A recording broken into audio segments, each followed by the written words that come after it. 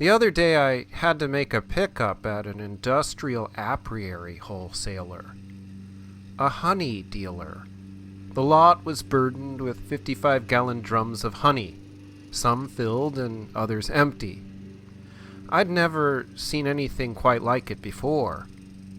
There was a pallet of empty lidless honey drums, buzzing with visiting bees. As I looked close, I could see the remnants of honey still clung to the sides and pooled in the bottom of the barrels. The bees were excitedly gleaning these overlooked riches, eating as much of the sweet gold as they were able. I was fascinated and alarmed as I watched dozens of bees in their frenzied fixation over the contents of the barrels. Their efforts began with buzzing exploration as they hovered over the sticky surface, and then they would land and begin to eat. The ones who found their way to the bottom, where the honey was the thickest, would become engorged and heavy. Ultimately, they would get stuck.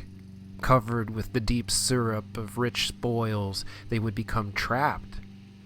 Unable to fly, they would get pulled into the honey in their struggles to escape, and ultimately drown. This golden orgy of sweet, deadly abundance gave me pause. It was like seeing a parable enacted in real time. Worker bees drowning in honey. The average honey bee makes 1/12 of a teaspoon of honey in its short lifetime. Given the great energy required to collect nectar and process it into honey, here was unclaimed gallons of the stuff. The reaction of these hard-laboring workers was understandable, and perhaps the outcome expected. How are we not like those doomed bees in their reaction to this unexpected windfall of outrageous fortune? Consider the human condition for most of history.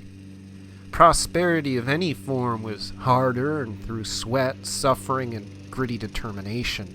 Clearing farmland required swinging axes. Water was hauled in homemade jars and buckets.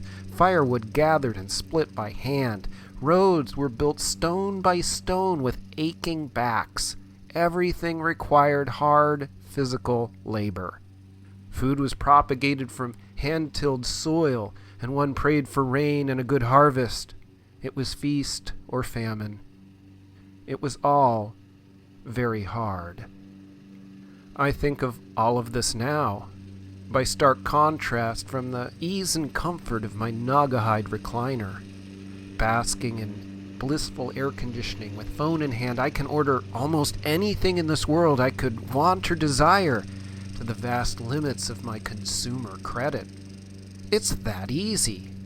We're godlike in this modern age. And yet, like those bees, we are desperate and drowning in the sticky downward pull of all this outrageous fortune of abundance.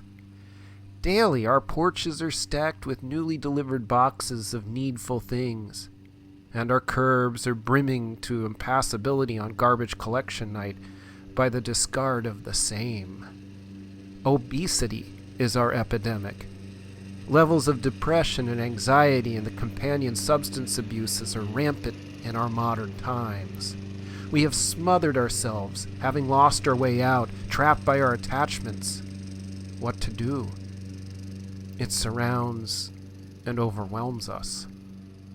Koyaanisqatsi is the Hopi Native American word that means life out of balance or crazy life.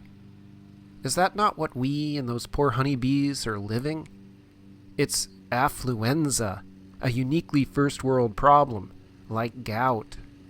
What is the solution? Perhaps less can be celebrated as more? The deliberate embrace of balance, or a middle path, to borrow from the Buddha? What do we really need? It's an important question to mindfully contemplate and apply. We need relationships and connection, not more stuff. Perhaps we can learn to replace the greed of acquisition with the true and sustainable wealth of contentment. What would it be to find fulfillment? What does it truly look like? It's certainly not the happiness within of a smiling Amazon box. It lives within our souls in the quiet, if we have the courage to look for it. It's a starting place. Perhaps we can escape the grasp of too much honey if we mindfully try and do with less, and make greater meaning with what we do have and what we do with that. Our very survival may depend upon it.